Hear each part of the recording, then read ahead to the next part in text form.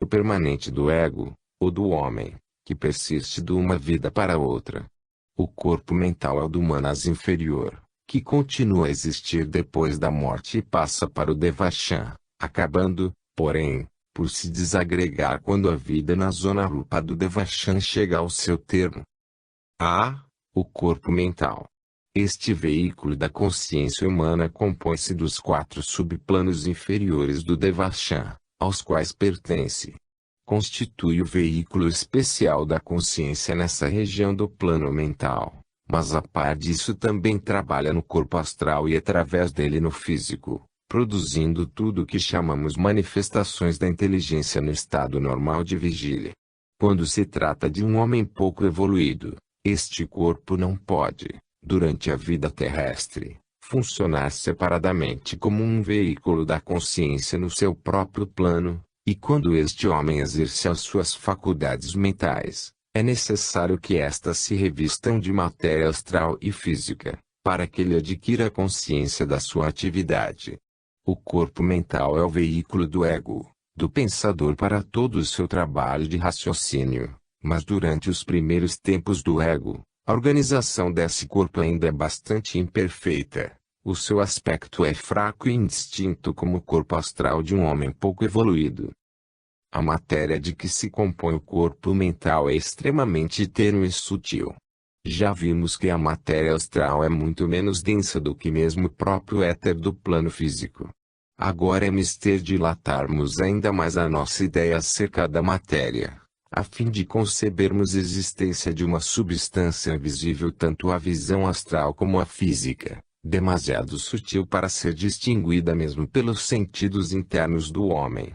Esta matéria pertence ao 5º plano do universo, contando de cima para baixo, ou ao 3º plano, contando de baixo para cima. Nesta matéria o ego manifesta-se como inteligência, e no que se lhe segue mais abaixo, o astral, manifesta-se como sensação. O corpo mental apresenta uma particularidade ao mostrar a sua parte exterior na aura humana, à medida que o homem, na série das suas encarnações, se vai desenvolvendo progressivamente. O corpo mental cresce, aumenta em volume e em atividade.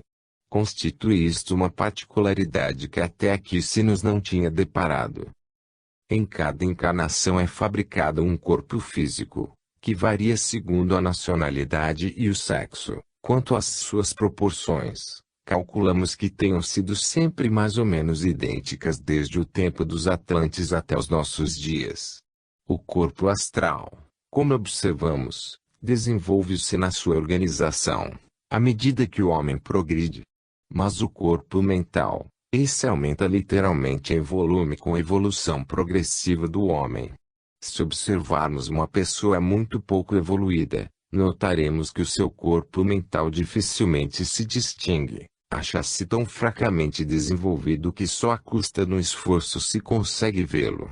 Se olharmos em seguida para um homem mais adiantado, que embora ainda não seja espiritual já tenha desenvolvido as faculdades mentais e educado a inteligência, veremos que o corpo mental desse homem se esforça por adquirir um desenvolvimento muito definitivo, e graças à sua organização, reconheceremos que se trata de um veículo da atividade humana. Constitui um objeto de contornos claros e nítidos, formado de material delicadíssimo, dotado de cores admiráveis, vibrando incessantemente com uma enorme atividade, cheio de vida e de vigor, sendo a verdadeira expressão da inteligência no mundo da inteligência. A sua natureza, portanto, é uma essência sutil. As suas funções consistem em ser veículo imediato onde o ego se manifesta como inteligência. Quanto ao seu desenvolvimento, o corpo mental progride vida após vida, proporcionalmente ao desenvolvimento intelectual, e a sua organização também se vai tornando mais perfeita e definida, à medida que as qualidades e os atributos da inteligência se tornam mais conspícuos e distintos. Não constitui, como o corpo astral, uma cópia exata do homem, quando trabalha de acordo com os corpos astral e físico. Pelo contrário, tem uma forma oval e penetra, é claro, nos corpos físico e astral, envolvendo-os na sua atmosfera resplandecente, que tende sempre a aumentar com o progressivo desenvolvimento intelectual. É escusado dizer que esta forma ovoide vai se tornando um objeto admirável de beleza, à medida que o homem desenvolve as faculdades superiores da inteligência. A visão astral não o atinge, só se dá a conhecer a visão mais elevada que pertence ao mundo mental. Um homem vulgar que vive no mundo físico não vê nada do mundo astral, embora nele se ache imerso, até o dia em que despertam os seus sentidos astrais. Do mesmo modo, o homem que só tem os sentidos físicos e astrais em atividade não pode discernir o mundo mental, nem as formas compostas dessa matéria, a não ser que esses sentidos despertem nele, e contudo o mundo mental envolve de todos os lados. Estes sentidos mais penetrantes, que pertencem ao mundo mental, diferenciam-se muito daqueles com que aqui nos familiarizamos. A palavra sentidos não é bem aplicada, pois devíamos dizer sentido, isto é, no singular. Dir-se-ia que o espírito se põe em contato com as coisas do seu mundo, como se estivesse à sua superfície. Não existem órgãos especiais da vista, do ouvido, do tato, do gosto e do olfato. As vibrações que aqui devíamos receber por meio de órgãos distintos dos sentidos, produzem imediatamente todas as suas diferentes impressões, assim que entram em contato com o espírito. O corpo mental recebe-as todas ao mesmo tempo e tem, por assim dizer, a recepção completa de tudo que consegue impressioná-lo. Não é fácil exprimir claramente por palavras a maneira como este sentido recebe um agregado de impressões sem confusão. Para tornar isto mais compreensível, talvez seja melhor dizer que, se um estudante treinado entra nessa região e aí se comunica com outro estudante, o mental fala simultaneamente por meio de cores, sons e formas, de modo que um pensamento completo é transmitido sob a forma de uma imagem colorida e musical, em vez de se transmitir só um fragmento por meio de símbolos que denominamos palavras, como aqui fazemos. Certos leitores talvez tenham ouvido falar de livros antigos escritos pelos grandes iniciados em linguagem colorida, a linguagem dos deuses. Muitos chelas conhecem esta linguagem, cujas formas e cores são extraídas da linguagem do mundo mental. As vibrações de um único pensamento produzem forma, cor e som.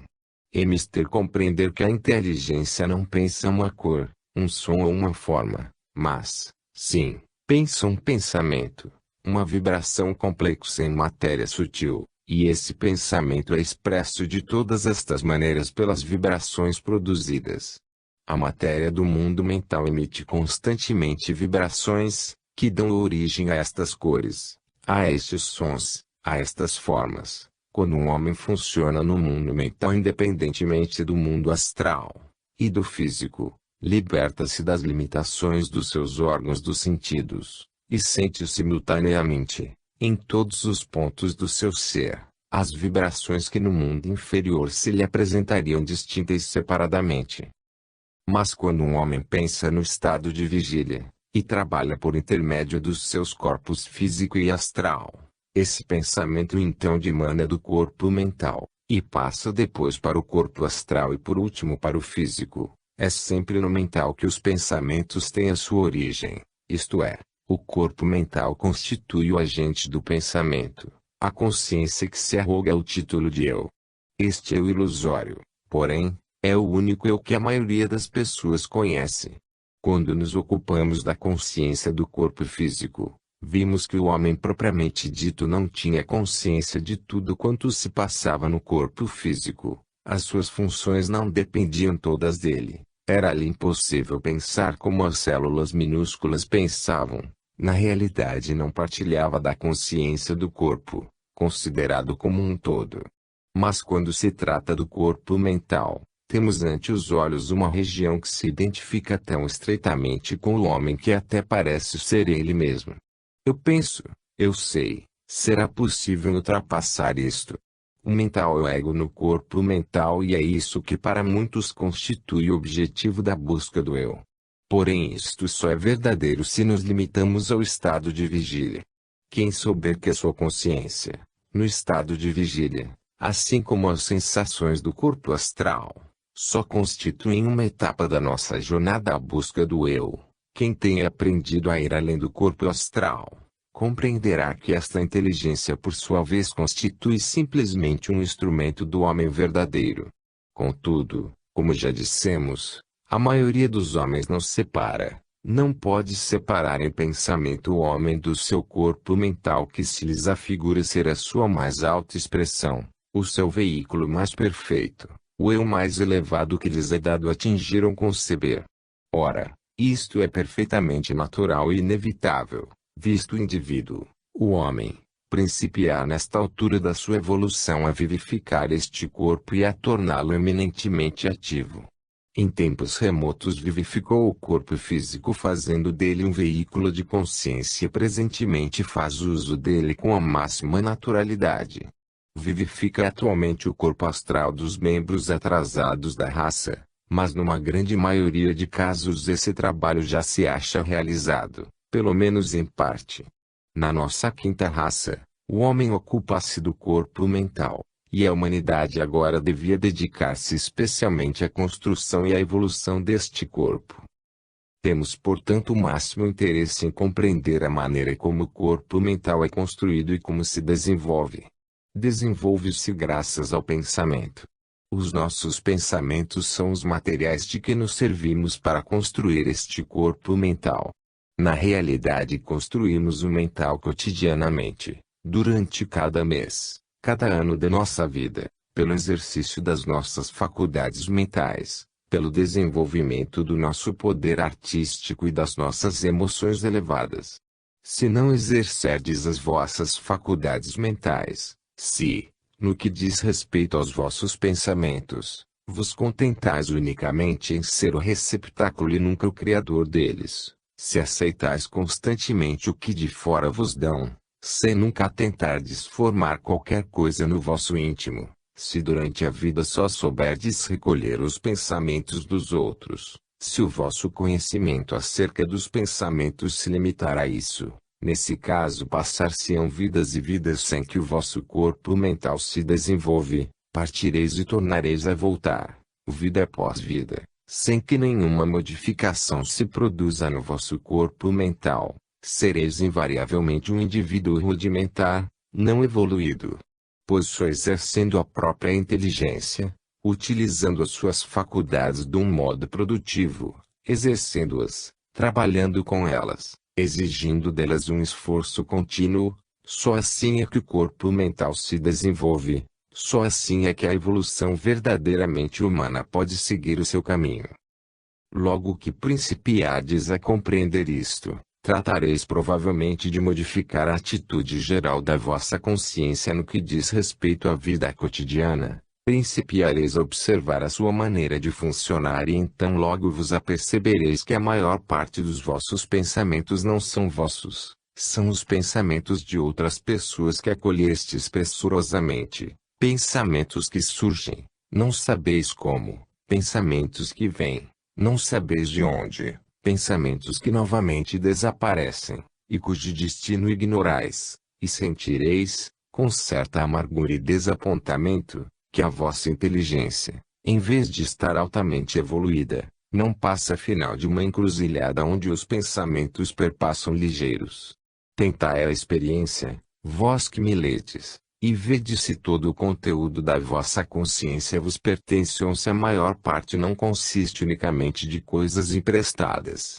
Interrompei-vos subitamente durante o dia e observai os vossos pensamentos nessa ocasião. O mais provável é descobrirdes que não pensáveis em coisa nenhuma, muito frequente, ou então pensáveis de modo tão vago que a impressão recebida pelo princípio mental que em vós existe seria quase nula. Quando tiverdes feito esta experiência várias vezes, o que vos ajudará a obter uma consciência cada vez mais nítida acerca de vós mesmos, principiai então a analisar os pensamentos que se acham na vossa consciência e procurai a diferença entre a sua condição à entrada e à saída, isto é, o que vós haveis acrescentado a esses pensamentos durante a sua estada na vossa consciência. A vossa mentalidade tornar-se-á assim realmente ativa e começará a exercer o seu poder criador.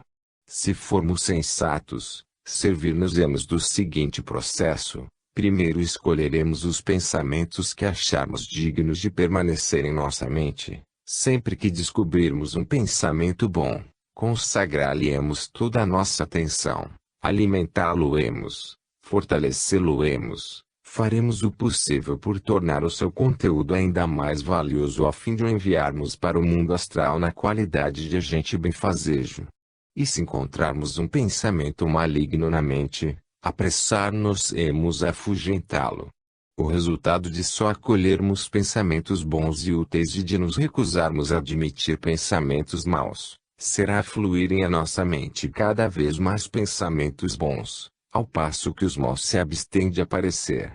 O nosso mental, repleto de pensamentos bons e úteis, atuará como um imã sobre todos os pensamentos semelhantes que nos circundam. Quanto aos pensamentos maus, sentir-se-ão repelidos por uma ação automática da própria mente, visto nos recusarmos obstinadamente a admiti-los. A característica do corpo mental será, portanto, atrair todos os pensamentos bons que erram na atmosfera e repelir todos os pensamentos perversos. Submeter os bons a um processo de aperfeiçoamento, tornando-os mais ativos, e assim se irá enriquecendo com o material mental acumulado deste modo, ano a ano. Quando o homem finalmente se desembaraça dos seus corpos físico e astral e penetra no mundo mental, far-se-á acompanhar de todos estes tesouros amontoados durante a vida terrestre. O conteúdo da inteligência achar-se-á transportado à região a que pertence o homem e empregará a sua vida devacânica a transformar em faculdades e poderes todos os materiais mentais acumulados no mundo físico. Ao acabar o período devacânico, o corpo mental transmitirá ao corpo causal permanente as características assim formadas, a fim de serem transportadas para a próxima encarnação. Quando o homem regressar, estas faculdades revestir-se-ão da matéria dos planos rupa do mundo mental, a fim de formarem um corpo mental cujo desenvolvimento e organização sejam mais perfeitos, e que é destinado à próxima vida terrestre. Manifestar-se-ão enfim ao passar pelos corpos astral e físico, sob a forma das faculdades inatas que as crianças trazem ao nascer. Durante a vida presente acumulamos materiais segundo a maneira acima descrita. Durante a vida devacânica transformamos estes materiais, de esforços separados de pensamento que eram, em faculdade de pensamento, em poderes e faculdades mentais. É esta enorme transformação efetuada durante a vida devacânica, e visto que este trabalho se acha previamente limitado pelo uso que faremos da vida terrestre, será bom não pouparmos desde já os nossos esforços. O corpo mental da próxima encarnação depende do trabalho que efetuamos no corpo mental atual. Concebe-se, pois, quanto é imensamente importante para a evolução do homem o uso que agora faça do seu corpo mental. É ele que fixa os limites da atividade humana no Devachan, e por conseguinte, é ele que fixa também os limites das qualidades mentais que o acompanharão na sua próxima vida terrestre. Tanto nos é impossível isolar uma vida de outra vida, como criar milagrosamente qualquer coisa. O karma traz-nos a colheita proporcionada ao que semeamos, será parca ou abundante segundo os cuidados que o lavrador dispensou às sementes e à lavoura. Talvez compreendamos melhor a ação automática do corpo mental, a que já acima nos referimos, se considerarmos a natureza dos materiais de que necessita para a sua construção. O mental universal com o qual se acha ligado na sua natureza íntima, constitui, sob o seu aspecto material, o depósito onde ele obtém estes materiais. Dão origem a todos os gêneros de vibrações, variando em qualidade e em poder segundo as combinações produzidas. O corpo mental atrai automaticamente a matéria suscetível de manter as combinações já nele existentes, pois tanto no corpo mental como no corpo físico se produz uma troca incessante de partículas, de modo que cada partícula ao desaparecer cede logo o seu lugar a outra partícula semelhante. Se o homem descobre em sua mente tendência malévola e se põe em campo para as modificar, essa sua resolução dá origem a novas vibrações às quais o corpo mental, habituado a responder só às antigas, resiste com tenacidade, causando portanto conflitos e sofrimentos. Mas, gradualmente, as velhas partículas são expelidas e substituídas por outras que respondem às novas vibrações, partículas atraídas automaticamente em virtude da sua própria afinidade, e o corpo mental muda de caráter, muda mesmo de materiais, e as suas vibrações acabam por repelir o mal e atrair o bem. Disto resulta a extrema dificuldade dos primeiros esforços, que são combatidos pelo mental sob o seu antigo aspecto. E disto provém igualmente a facilidade cada vez maior com que nos é dado pensar com sensatez, à medida que o mental se vai transformando, e finalmente a espontaneidade e o prazer que acompanham este novo modo de exercer atividade. Existe outro modo de auxiliar o desenvolvimento do corpo mental, a prática da concentração. A concentração é a arte de fixar a mente num ponto e conservá-la aí firmemente, não lhe permitindo que erre ao acaso e sem destino. Devemos educar a nossa mente a pensar de uma maneira firme e consecutiva. Devemos evitar que as nossas energias mentais se esbanjem em mil pensamentos insignificantes, e que pousem frivolamente agora nisto, logo naquilo. Um bom exercício aconselhar é seguir um raciocínio contínuo, no qual cada pensamento emerge naturalmente do pensamento que o precedeu, fazendo assim com que se desenvolva gradualmente as qualidades intelectuais que dão aos nossos pensamentos uma sequência rigorosa e portanto essencialmente racional. Enquanto o mental assim funciona, seguindo os pensamentos com ordem e método, à medida que se sucedem uns aos outros, adquire simultaneamente novas forças que o tornam um instrumento digno para o trabalho ativo do ego no mundo mental. Este desenvolvimento do poder de pensar com concentração e sequência manifestar-se-á no corpo mental cujos contornos se tornarão definidos, o seu rápido progresso, no equilíbrio e na firmeza das suas faculdades. Todos os esforços serão compensados pelos progressos que deles resultam. B. O corpo causal. Ocupemo-nos agora do segundo corpo mental, que designamos sob o seu nome distintivo de corpo causal. Damos-lhe este nome em virtude de nele residirem todas as causas cujos efeitos se manifestam nos planos inferiores. Este corpo é o corpo de Manas, o aspecto forma do indivíduo, do verdadeiro homem. Constitui o receptáculo, o reservatório, onde todos os tesouros do homem se acham acumulados para a eternidade e vai-se sempre desenvolvendo mais e mais, à medida que a natureza inferior lhe transmite coisas dignas de nele serem incorporadas. É no corpo causal que são assimilados todos os resultados duráveis da atividade humana, e nele que se acham armazenados os germes de todas as qualidades, a fim de serem transmitidos à próxima encarnação. Portanto, as manifestações inferiores dependem inteiramente do progresso e do desenvolvimento deste homem cuja hora nunca soa. Como já acima dissemos, o corpo causal é o aspecto forma do indivíduo. Visto só nos ocuparmos aqui do ciclo humano atual, diremos que antes da sua aparição, o homem não existe.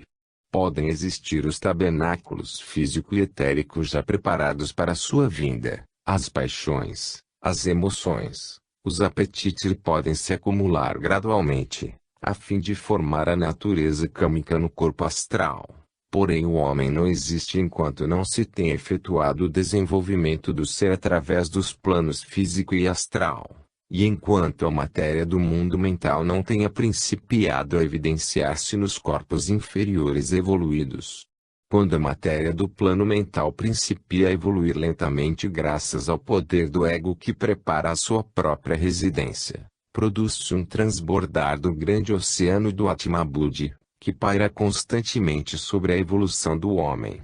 Esta corrente ascende de matéria mental em evolução, une-se a ela, fecunda e gera o corpo causal do indivíduo. As pessoas que conseguem ver nessas regiões elevadas, Dizem que este aspecto forma do verdadeiro homem se assemelha a um véu tenuíssimo, de matéria infinitamente sutil, quase invisível, demarcando o ponto em que o indivíduo dá início à sua vida separada. Esse véu delicado e incolor, de matéria sutil, é o corpo que perdura durante toda a evolução humana, o fio que sustém e liga entre elas todas as vidas humanas, o sutratma reencarnador, o fio ego. Constitui receptáculo de tudo quanto está de acordo com a lei, de todos os atributos nobres e harmoniosos e por conseguinte duráveis. É nele que se nota o desenvolvimento do homem, o grau de evolução que atingiu. Cada pensamento nobre, cada emoção elevada e sublime ascende até ele, a fim de ser assimilada na sua substância. Consideremos a vida de um homem vulgar e vejamos que elementos pode fornecer para a construção do corpo causal. Este, imaginá-lo-emos sob o aspecto de um véu tenuíssimo, deve ser fortalecido, deve revestir cores admiráveis, deve se tornar exuberante de vida, resplandecente, sublime, tomando proporções cada vez mais vastas, à medida que o homem progride e se desenvolve. O homem, quando ainda se acha no princípio da sua evolução, não mostra muitas qualidades mentais, pelo contrário, manifesta sobretudo paixões e apetites. Só deseja, só procura sensações. É como se esta vida íntima do homem projetasse uma pequena porção da matéria delicada de que é composta, em volta da qual o corpo mental se forma. Por sua vez o corpo mental prolonga-se até ao corpo astral, entra em contato com ele, e forma assim uma ligação, uma espécie de ponte pela qual tudo quanto pode passar, passa. Por meio dessa ponte o homem manda os seus pensamentos para o mundo das sensações, das paixões da vida animal, e os pensamentos confundem-se com estas paixões e emoções animais. Deste modo, o corpo mental confunde-se com o corpo astral, e os dois aderem tão fortemente um ao outro que só com dificuldade se separam quando a morte sobrevém. Porém, se, durante a sua vida nestas regiões inferiores, o homem emitir um pensamento desinteressado, um pensamento que preste auxílio a um ente querido, se fizer um sacrifício para servir um amigo, produz com isso uma obra durável, uma obra que consegue viver, visto pertencer à natureza do mundo superior, uma obra que pode elevar-se até ao corpo causal e incorporar-se na sua substância, tornando-o mais belo, dotando-o talvez do seu primeiro tom de cor viva. A vida inteira do homem pouco evoluído só poderá produzir provavelmente um número limitado destes resultados duráveis, que servem para alimentar o corpo causal. Este progresso, portanto, é muito lento, porque todo o resto da sua vida não contribui para nada. Os germes das suas tendências malignas, produzidas pela ignorância e alimentadas pela prática, são atraídos intimamente e mergulhados numa inércia latente, quando o corpo astral que os recolheu e lhes deu forma, se dispersou no mundo astral, são atraídos intimamente para o mundo mental e aí jazem num estado latente, carecendo de meios de expressão no mundo devacânico. Quando o corpo mental por sua vez expira, estes germes penetram no corpo causal e aí permanecem, sempre latentes, num estado de animação suspensa. Quando, por fim, o ego atinge o mundo astral, ao regressar à vida terrestre, os germes retomam nova vida e são arremessados a fim de reaparecerem na criança sob a forma de tendências malignas. Portanto, podemos considerar o corpo causal como o receptáculo tanto do mal como do bem, visto constituir tudo quanto resta do homem depois da dispersão dos veículos inferiores, mas o bem é assimilado na sua textura e ajuda a desenvolver-se, ao passo que o mal, salvo o caso excepcional que vamos mencionar, permanece no estado de germe. Porém, se o homem põe o seu pensamento ao serviço do mal, então inflige ao corpo causal um dano consideravelmente maior do que se deixasse o mal existir de um modo latente, como germe de tristeza e pecado futuros. Além de não ajudar o desenvolvimento do homem verdadeiro, o mal pode, por assim dizer, arrastar e comprometer uma parte do próprio indivíduo. Para obter este resultado, basta ser sutil e persistente. Se o vício persistir, se o mal for incessantemente praticado, o corpo mental confunde-se de tal maneira com o corpo astral que lhe é impossível libertar-se dele inteiramente, chegando mesmo a perder uma parte da sua própria substância, e quando o astral se dispersa, a substância mental regressa à matéria universal, abandonando o indivíduo para sempre.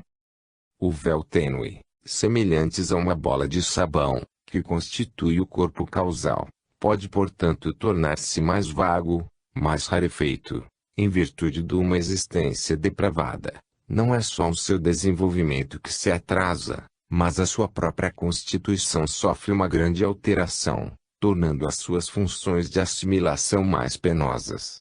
Numa palavra, a sua capacidade de se desenvolver parece, até certo ponto, atrofiada. Na maioria dos casos, o dano infligido ao corpo causal não passa disto. Porém, quando o ego se tornou poderoso em vontade e inteligência, sem aumentar simultaneamente o seu desinteresse e o seu amor, quando se contrai em volta do seu centro em vez de se expandir à medida que se desenvolve, quando se faz rodear de uma muralha de egoísmo e se serve do seu poder para satisfazer a ambição do seu eu em vez de pôr ao serviço do todo. Nestes casos é que surge a possibilidade de um mal mais terrível e mais profundo a que tantas tradições sagradas aludem, a possibilidade do ego se revoltar conscientemente contra a lei, lutando com firmeza contra a evolução. Sob a influência das vibrações do intelecto e da vontade, orientada unicamente para fins egoístas, o corpo causal reveste-se de cores escuras que resultam da contração e perde o resplendor deslumbrante que constituía o seu atributo característico. Não é um ego mediocremente evoluído, nem defeitos passionais ou mentais vulgares que podem produzir tamanho mal. Só um ego com uma evolução muito elevada, cujas energias se manifestem poderosamente no plano humanásico, poderá causar semelhante catástrofe. E é por isso que a ambição, o orgulho e os poderes da inteligência aplicados exclusivamente a fins egoístas se tornam 1000 vezes mais perigosos, mais mortíferos nas suas consequências do que os defeitos mais palpáveis da natureza inferior. O fariseu acha-se muitas vezes mais afastado do reino de Deus do que o publicano e o pecador. É a esta classe que pertence o feiticeiro negro. O homem que subjuga as suas paixões e os seus desejos, que desenvolve a vontade e os altos poderes da inteligência a fim de se apoderar de tudo para si, para o seu eu, e não para auxiliar, cheio de júbilo, a evolução do todo. A sua divisa é, tudo para ele, nada para os outros. Estes homens esforçam-se por manter a separação contra a união. O seu objetivo é atrasar a evolução, em vez de acelerá-la. Por isso vibram em discordância com o todo, em vez de vibrarem em uníssono, por isso se acham ameaçados do dilaceramento do seu ego, desgraça horrível que significa a perda de todos os frutos da evolução. Todos aqueles que tenham principiado a compreender ligeiramente a natureza e as funções do corpo causal, podem considerar o seu desenvolvimento como principal objetivo da sua vida. Podemos esforçar-nos por pensar desinteressadamente, e contribuir assim para o seu progresso e para a sua atividade. Esta evolução do indivíduo prossegue invariavelmente, vida após vida, século após século, milênio após milênio, ativando o seu desenvolvimento com os nossos esforços conscientes. Trabalhamos em harmonia com a vontade divina e executamos a obra de que fomos incumbidos neste mundo. O mínimo pensamento bom, toda ação boa entram no tecido deste corpo causal e nunca mais se perdem. Tudo quanto é bom permanece intacto porque este é o homem verdadeiro, que vive eternamente. Vemos, portanto, que, segundo a lei da evolução, tudo quanto é mal, embora pareça momentaneamente poderoso, contém em si próprio o germe da sua destruição. Ao passo que tudo quanto é bom possui a semente da imortalidade. Isto explica-se pelo fato de todo o mal ser desarmônico, e de estar em oposição com a lei cósmica, Portanto, essa mesma lei, mais tarde ou mais cedo, esmagará inexoravelmente o mal e reduzi-lo ao nada. Pelo contrário, tudo quanto for bom, visto estar em harmonia com a lei, é por ela transportado, impelido para diante. Fica fazendo parte da corrente da evolução do não sei que tende para a perfeição e que está muito além de nós e por isso nunca pode perecer, nunca pode ser destruído. Nisto consiste não só a esperança do homem, mas também a certeza do seu triunfo final, por muito lento que seja o progresso. Essa certeza não abandona, por muito longo que seja o caminho, tem um fim. O indivíduo que é o nosso ego vai sempre evoluindo e agora não pode ser inteiramente destruído, embora nós muitas vezes sejamos a causa de que o progresso vá mais lentamente do que seria para desejar. É contudo certo que tudo quanto fazemos para contribuir para esse progresso, todos os nossos esforços, por muito humildes que sejam, perduram eternamente e constituem nosso legítimo bem por todos os séculos futuros. Os outros corpos. Ainda nos podemos elevar mais um passo, porém a região onde penetraremos é tão sublime que até mesmo a nossa imaginação se torna quase inacessível, pois o próprio corpo causal não é tudo quanto há de mais elevado e o ego espiritual não é Manas, mas, sim, Manas unido a Budi, por ele absorvido. É isto que constitui o ponto culminante da evolução humana. É aí que a roda dos nascimentos e das mortes finalmente fica estacionária. Vamos tratar de um plano superior àquele que acabamos de estudar, designado às vezes pelo nome de Turiya ou plano de Buda. Neste plano, o veículo da consciência é o corpo espiritual, o Anandamaya Kosa, ou corpo de bem-aventurança, para o qual os yogis podem passar, a fim de gozarem da eterna bem-aventurança desse mundo sublime e conceberem na sua consciência essa unidade fundamental que passa a ser um fato da experiência direta, em vez de se restringir a uma crença intelectual. Muitos de nós talvez já tenham lido livros que tratam de uma certa época futura em que o homem terá adquirido tesouros de amor, sabedoria e poder, em que lhe será dado passar pelo grande portal da iniciação que marca uma fase decisiva na sua evolução. Ao passar por esse portal, guiado pelo seu mestre, o homem eleva-se pela primeira vez até o corpo espiritual, a fim de nele gozar da unidade que lhe constitui a base de toda a diversidade do mundo físico, e de toda a sua separatividade, assim como da separatividade do plano astral e até mesmo da região mental. Só quando estes ficam para trás e o homem se eleva acima deles, revestido do seu corpo físico, só então constata, pela experiência direta, que a separatividade pertence unicamente aos três mundos inferiores, que ele se acha munido a todos os seus semelhantes e que, sem perder noção do ego, a sua consciência se pode expandir e abarcar a consciência dos outros, identificando-se com todos eles. É essa união a que o homem aspira sem cessar, a união que sentiu ser verdadeira e que nunca conseguiu realizar nos planos inferiores. No plano onde agora se encontra, essa união sublime reina soberana. Nunca os seus sonhos mais ousados tiveram uma realização tão completa. O seu eu mais íntimo funde-se, torna-se uno com a humanidade. Corpos temporários. Ao passarmos em revista os corpos do homem, não nos devemos esquecer de mencionar certos veículos temporários que, devido ao seu caráter especial, se podem chamar artificiais. Quando o homem principia a deixar o corpo físico, pode fazer uso do corpo astral, mas enquanto funcionar neste veículo, não pode ultrapassar os limites do mundo astral. É-lhe contudo possível servir-se do corpo mental, o Manas inferior, a fim de penetrar no mundo mental, e este veículo permitir-lhe-á também percorrer livremente os planos físico e astral. A este corpo dão frequentemente o nome de Maya-virupa, o corpo de ilusão. É, por assim dizer, o corpo mental transformado, para servir de veículo à atividade separada do indivíduo.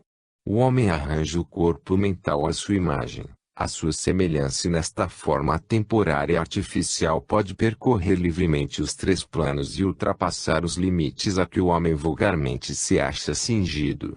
E a este corpo que os livros teosóficos se referem frequentes vezes, o corpo em que uma pessoa pode viajar, percorrer terras, penetrar no mundo mental, a fim de aí aprender novas verdades, adquirir nova experiência e voltar ao estado de vigília munido de todos os tesouros assim acumulados.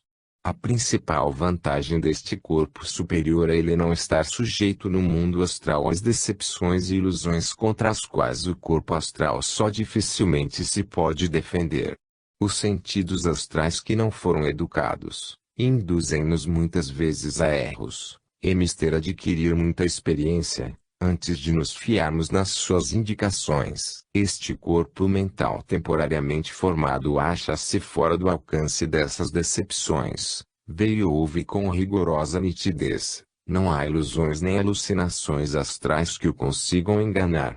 É este o motivo por que este corpo é escolhido de preferência por aqueles que se habituaram a estas peregrinações, formam-no quando dele precisam, abandonam-no depois de se terem servido dele. Graças a ele, o estudante aprende muitas lições que de outro modo nunca chegaria a aprender, recebe ensinamentos e de que ficaria privado se não fosse esse auxílio. Tem-se dado o nome de Maya-Virupa a outros corpos temporários, mas achamos preferível restringir este termo ao corpo acima descrito. Um homem pode aparecer a certa distância num corpo que na realidade não é um veículo da consciência, e sim um pensamento revestido da essência elemental do plano astral. Estes corpos são geralmente veículos de um pensamento especial, de uma vontade particular. Excetuando isto, são perfeitamente inconscientes. B. A aura humana. Agora é-nos dado compreender o que na realidade constitui a aura humana e qual a sua significação. A aura é o próprio homem, manifestado simultaneamente nos quatro planos da consciência. O seu poder de funcionar em cada um deles acha-se em conformidade com o seu desenvolvimento, constitui o agregado dos seus corpos, dos seus veículos de consciência, numa palavra, é o aspecto forma do homem. Assim é que devemos considerar, e não como se fosse simplesmente uma auréola ou uma nuvem, circundando o corpo físico. O corpo espiritual é o mais sublime de todos, é visível nos iniciados e nele irradia o fogo atômico vivo. Este constitui a manifestação do homem no plano búdico. Segue-se-lhe o corpo causal, a sua manifestação no mundo mental superior, nos seus níveis arúpicos, sem forma, onde o indivíduo reside. Em seguida vem o corpo mental, pertencente aos planos mentais inferiores, e depois sucessivamente os corpos astral, etérico e denso, cada um formado da matéria da sua própria região e representando um homem tal como ele é em cada uma dessas regiões. Quando o discípulo contempla o ser humano, vê todos estes corpos que compõem o homem, apresentando-se separadamente em virtude dos seus diferentes graus de matéria e marcando assim o grau de desenvolvimento atingido pelo homem. Quando o poder de visão transcendente do discípulo se acha bastante desenvolvido, é-lhe dado ver cada um destes corpos em plena atividade.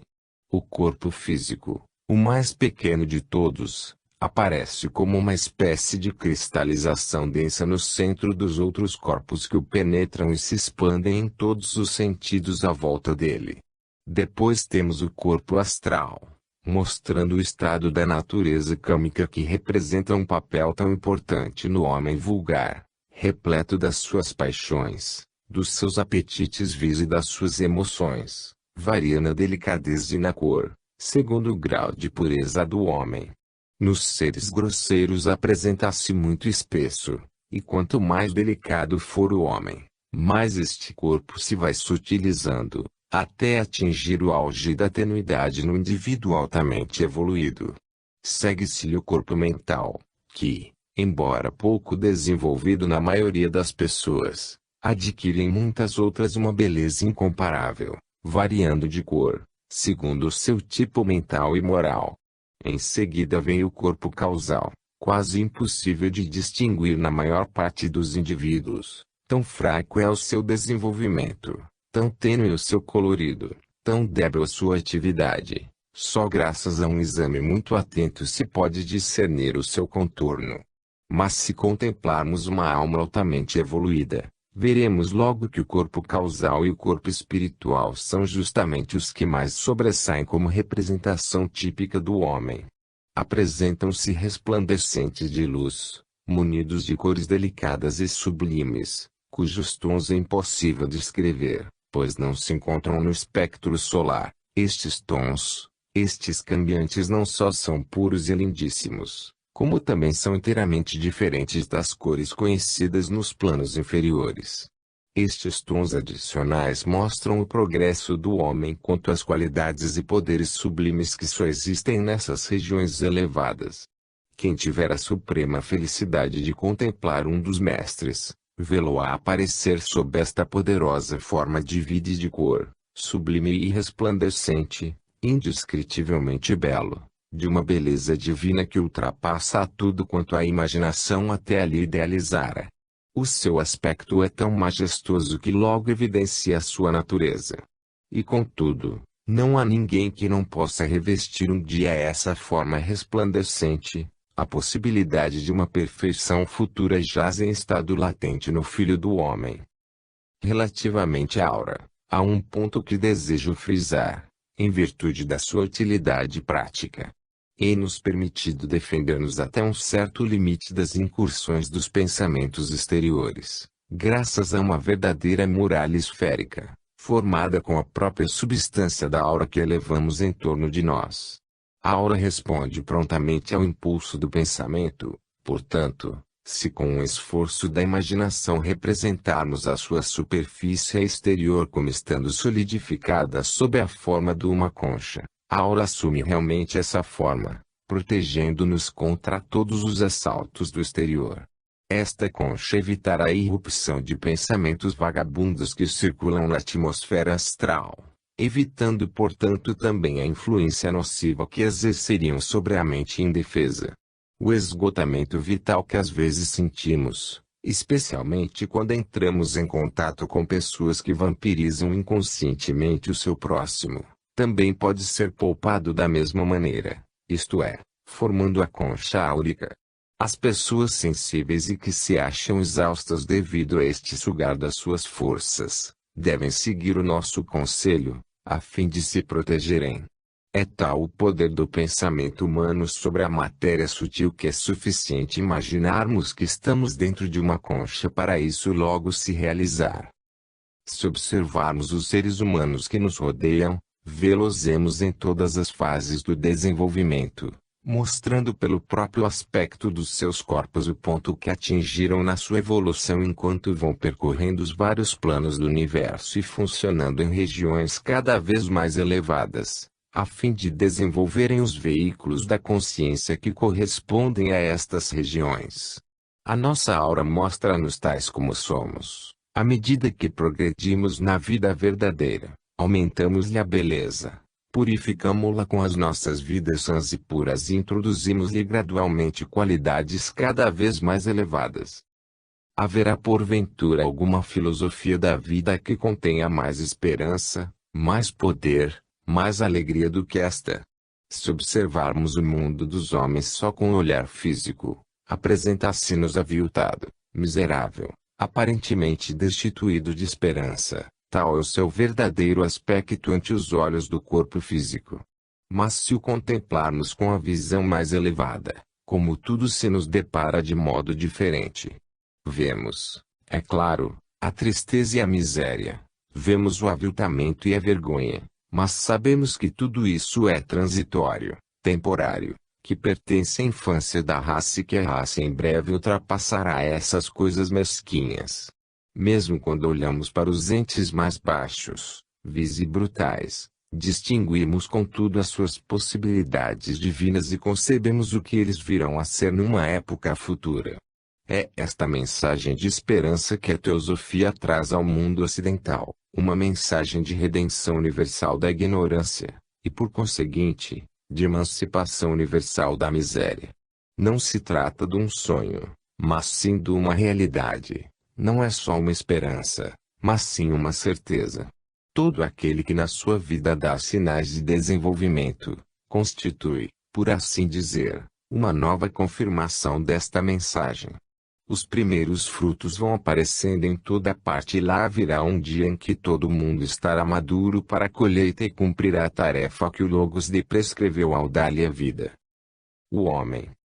Passemos agora ao estudo do homem em si, pondo de parte os veículos da consciência para só nos ocuparmos da ação da consciência sobre eles. Deixemos os corpos e passemos à entidade que neles funciona.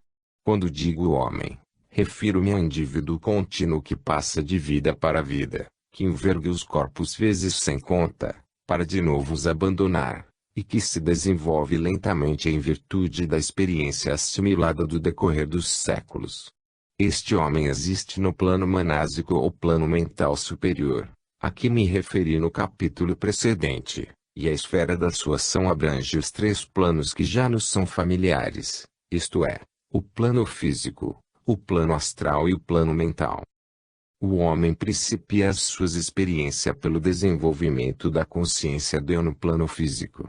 Aqui aparece o tal estado a que chamamos a consciência no estado de vigília, consciência que todos conhecemos, e que trabalha através do cérebro e do sistema nervoso.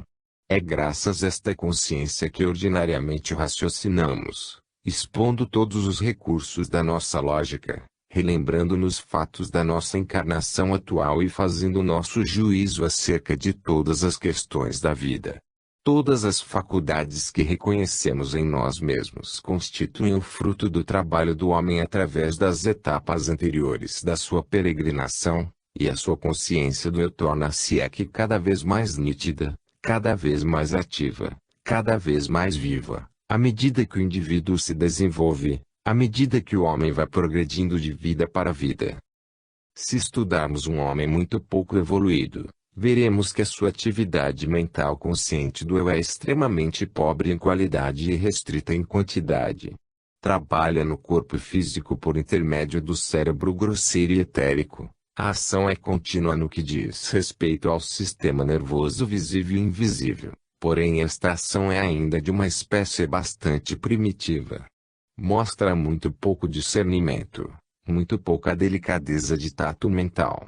Existe nele uma certa atividade mental, que é porém excessivamente infantil, mesmo pueril. Este homem ocupa-se com os pequenos nadas, distrai-se com os acontecimentos mais banais deste mundo. As coisas mesquinhas é que despertam a sua atenção, as trivialidades é que o interessam. Entretém-se imenso com os objetos que passam. Para ele não há prazer maior do que estar à janela, numa rua de muito trânsito, a reparar nas pessoas e nos veículos que passam, fazendo observações acerca dos transeuntes, dando gargalhadas homéricas se uma pessoa bem vestida tropeça e cai numa poça de água, ou se um carro ao passar a salpica dos pés à cabeça. Como não possui intimamente nada que ocupe a sua atenção, vê-se obrigado a recorrer constantemente a impressões exteriores, a fim de sentir que vive. O homem que trabalha nos corpos físicos e etérico e que põe estes em estado de funcionar como veículos da consciência, procura sempre sensações violentas. Isto constitui uma das principais características deste estado inferior da evolução mental. Precisa de adquirir a certeza que sente, e aprende a distinguir as coisas pelas sensações fortes e nítidas que delas recebe. Esta etapa do progresso humano, embora muito elementar, e absolutamente necessária, sem ela, o homem andaria num estado de confusão perpétua, confusão entre os processos interiores do seu organismo e os exteriores. Tem de aprender o alfabeto do eu e do não eu, tem de aprender a distinguir entre os objetos que produzem as impressões, e as sensações produzidas pelas impressões, isto é, saber diferenciar o estímulo da sensação. É fácil reconhecer os representantes mais grosseiros desta fase da evolução humana. Em geral juntam-se em grupos às esquinas das ruas, encostam-se indolentemente à parede, E de vez em quando fazem uma observação estúpida que provoca a hilaridade geral. Se conseguíssemos penetrar como olhar no cérebro desses indivíduos, veríamos que suas impressões recebidas do exterior são muito vagas e confusas e os elos que prendem estas impressões a outras semelhantes são tudo quanto há de mais fraco e imperfeito. Nesses cérebros pouco evoluídos, as impressões parecem antes um monte de pedras do que um mosaico disposto com regularidade. Para estudarmos o modo como o cérebro etérico e o cérebro denso se tornam veículos da consciência, temos de arrepiar caminho até chegar ao desenvolvimento primitivo do ankara ou consciência do eu, fase esta que se pode observar nos animais inferiores que nos rodeiam. O choque de objetos exteriores provoca vibrações no cérebro, que por sua vez as transmite ao corpo astral. Daí passam à consciência que as percebe sob forma de sensações. Porém é preciso que se note que até aqui não existe nenhum encadeamento entre as sensações e os objetos que as provocam, porque este encadeamento constitui uma ação mental definida, isto é, uma percepção.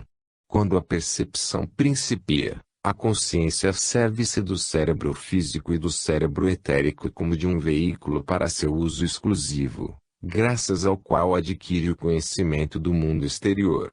Esta fase pertence, é claro, às idades remotas da humanidade, contudo ainda podemos observar a sua repetição fugitiva quando a consciência toma posse de um novo cérebro depois do nascimento. A criança principia a reparar como dizem as amas. Isto é, principia a estabelecer uma relação entre uma sensação que nela se produz e a impressão feita no seu novo invólucro, ou veículo, por um objeto exterior.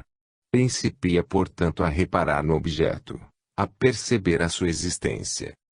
Depois de algum tempo, já não é necessária a percepção do objeto para que a consciência se intere da presença desse objeto. Consegue perfeitamente evocar em pensamentos o aspecto do objeto, sem de modo algum se achar em contato com ele. Esta percepção que se repercute na memória, constitui uma ideia, um conceito, uma imagem mental, que formam a reserva acumulada pela consciência no mundo exterior. É com este estoque de ideias que ela principia a trabalhar e a primeira fase desta atividade é a coordenação das ideias. A fase preliminar do raciocínio motivado por estas ideias. O raciocínio principia pela comparação das ideias entre si, a qual se segue a dedução das respectivas relações, em consequência da simultaneidade, várias vezes repetida, de duas ou mais ideias.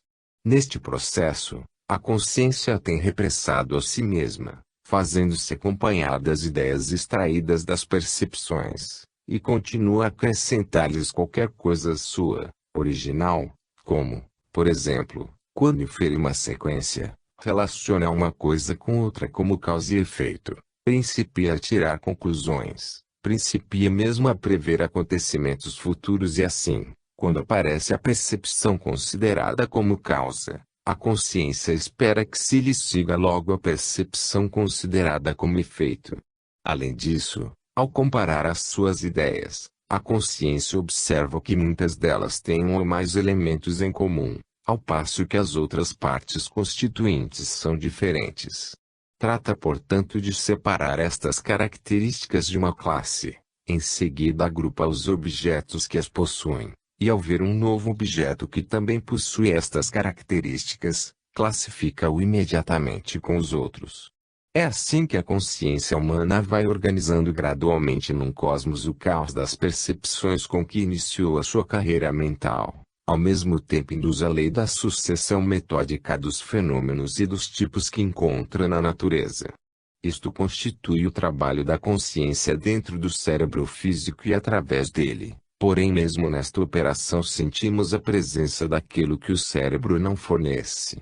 O cérebro só recebe vibrações. A consciência, atuando no corpo astral, muda as vibrações em sensações, e no corpo mental transforma as sensações em percepções, continuando em seguida a pôr em prática todos os processos, que, como acima dissemos, transformam o caos num cosmos harmonioso. Além disso, a consciência é iluminada por ideias que não são fabricadas com materiais fornecidos pelo mundo físico, mas sim que se refletem diretamente nela dimanados da inteligência universal. As grandes leis do pensamento regulam toda atividade mental e a própria ação de pensar revela sua preexistência, pois é graças a elas que esta ação tem lugar. Sem estas leis não